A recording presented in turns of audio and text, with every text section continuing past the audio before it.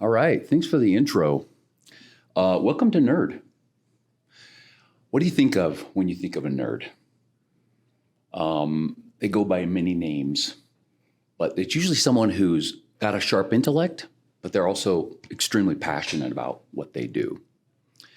Even though they're known for their intellect, they can also be easily overlooked. Have you ever felt overlooked, at the job, the project, the company or team that you're on? Something you did that was really meaningful to you, you felt like it was amazing and nobody noticed, nobody cared?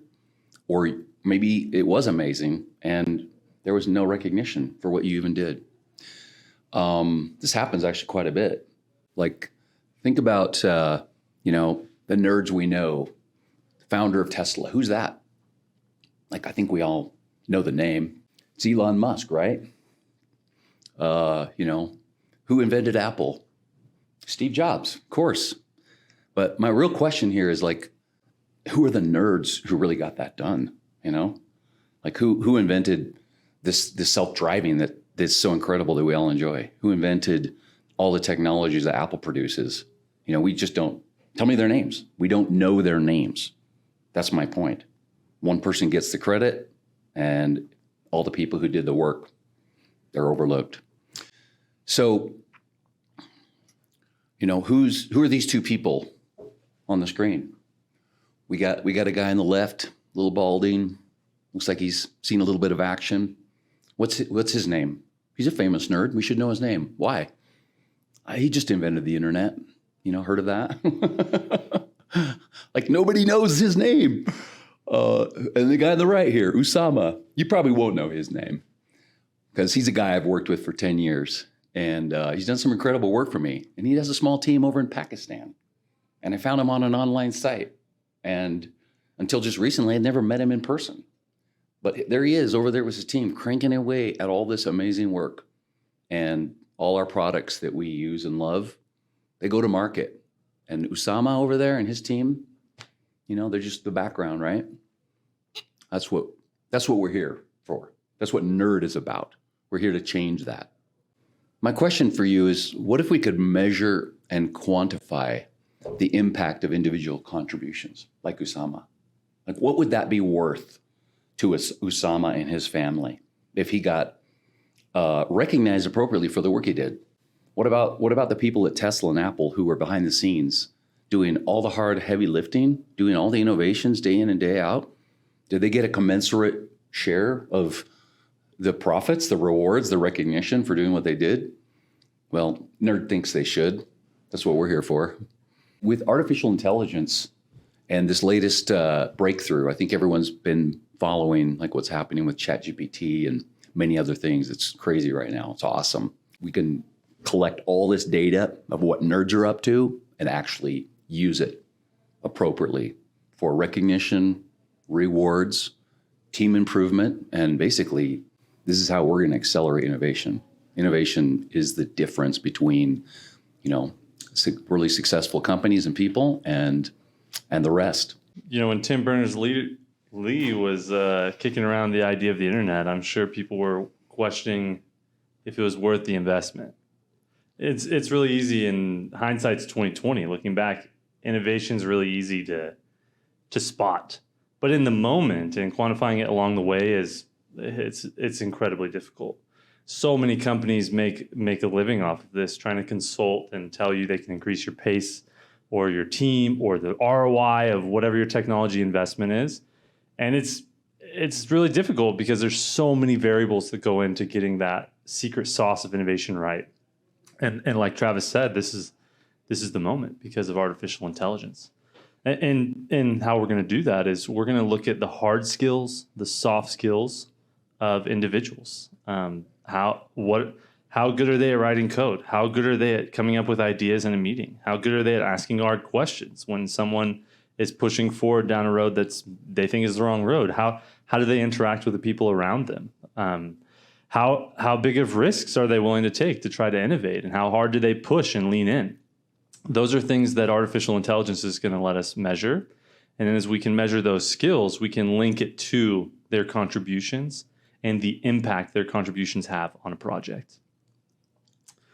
So to tell you a little bit more about this, it's kind of just think of it like a machine. On the left is all the things that go into the machine, their actual code, which is stored on GitHub, if you're familiar. The place they write their code, like VS Code, is called an IDE or Atom or Xcode.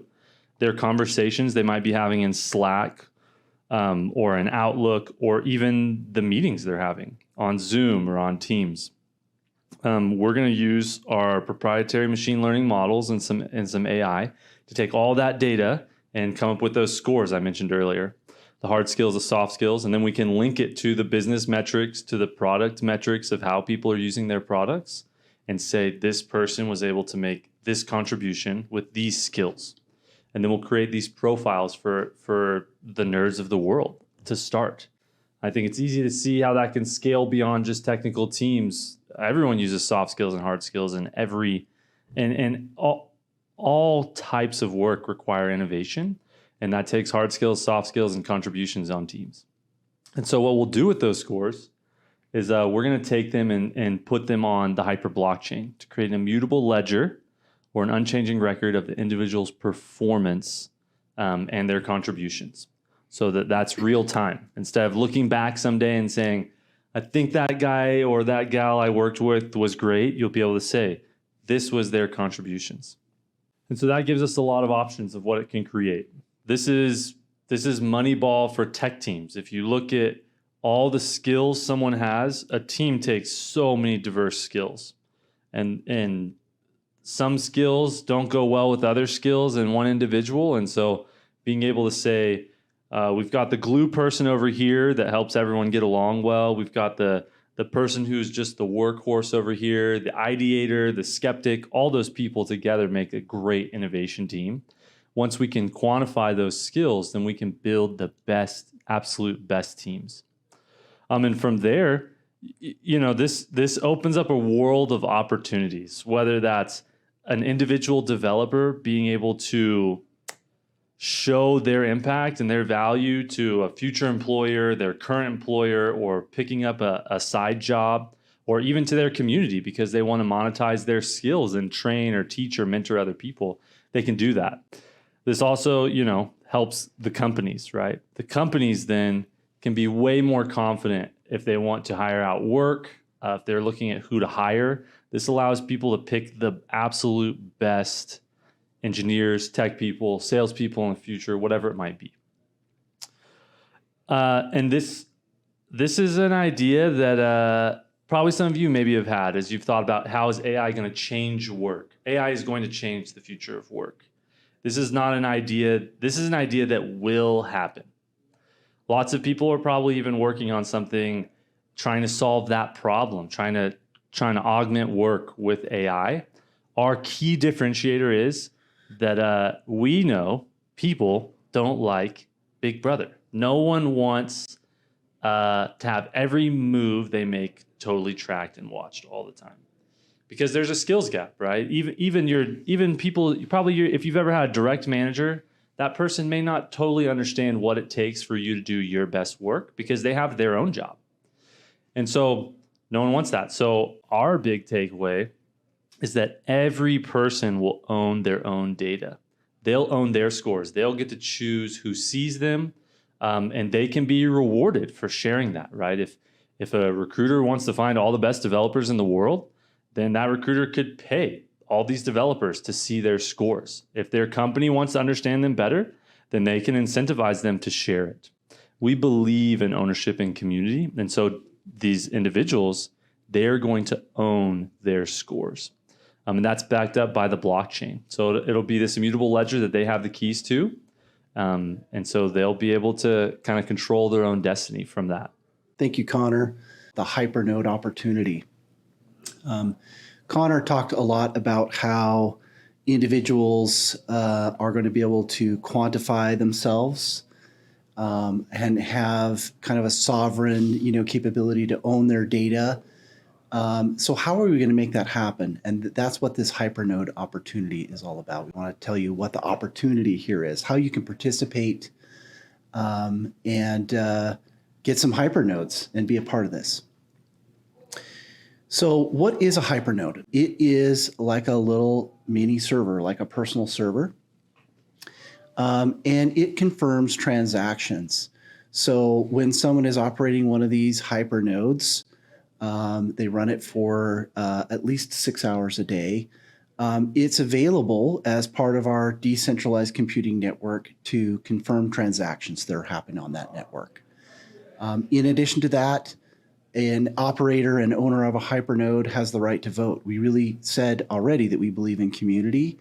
That right to vote gives the owner operator of a Hypernode a voice as part of this project. And the governance of the Hyper blockchain is done by the community. So you have the right to vote if you have a Hypernode. And in addition to that, if you do run your Hypernode, providing that confirmation service to the network at least 6 hours a day, then your node will be eligible to earn daily rewards. So successful node operation earns action points, which are given to owners, and a percentage of daily EON distribution.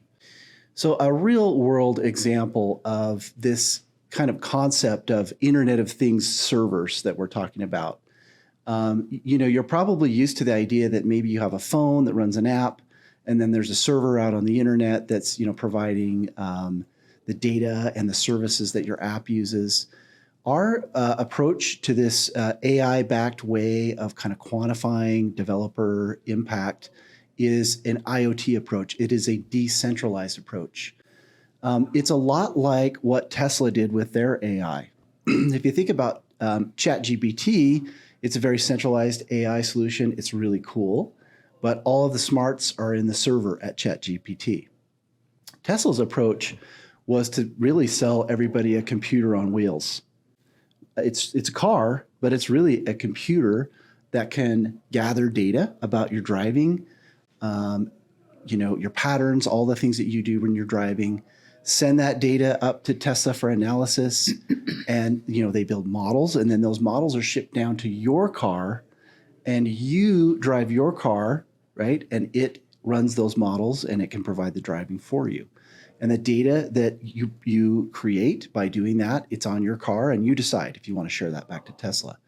So Tesla had an interesting, almost Internet of Things approach to doing AI, where essentially they sold a little mini computer or a server to every car owner. So that is a great analogy for how we're going to do nodes. So I'd like to talk just a little bit more about what nodes do. We talked about how they provide the confirmations and they give the voting rights. In addition to that, there are two types of nodes. We have the light node and the builder node. They form an essential part of the computing network in supporting our blockchain project. And node owners are going to receive rewards for running those nodes. But in addition to receiving rewards for running those nodes are going to run the bots, the software that collects the data about the behaviors of the individuals that they're running those nodes. And the reason that we want the node operator to run that is because we want them to not only be able to operate their own bots, but we want them to be able to have control over their data. So they need to be able to run their own little mini server, and that's the important part of what the nodes do here. We're really excited about the potential utility of the Hypernodes. There's going to be a lot of utility that's going to come into these that goes beyond the already awesome utility of providing confirmations to our network. I wanted to talk a little bit about just kind of what kind of rewards you might receive by operating a node. This slide actually shows kind of a little scenario here where we're assuming that there are 100,000 builder nodes up and running.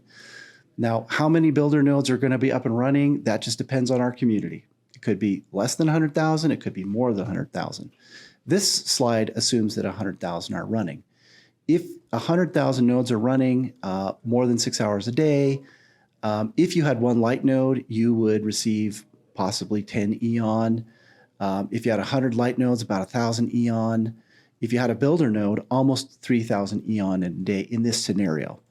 And as you can see, 100 builder nodes and 200 builder nodes could potentially amount to, nearly 300,000 and nearly 600,000 EON per day in the initial year of the distribution.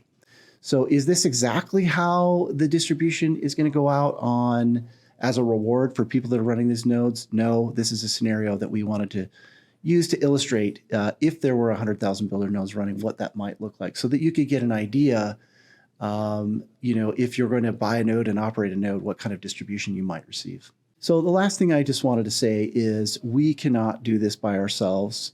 We believe in the trend of artificial intelligence.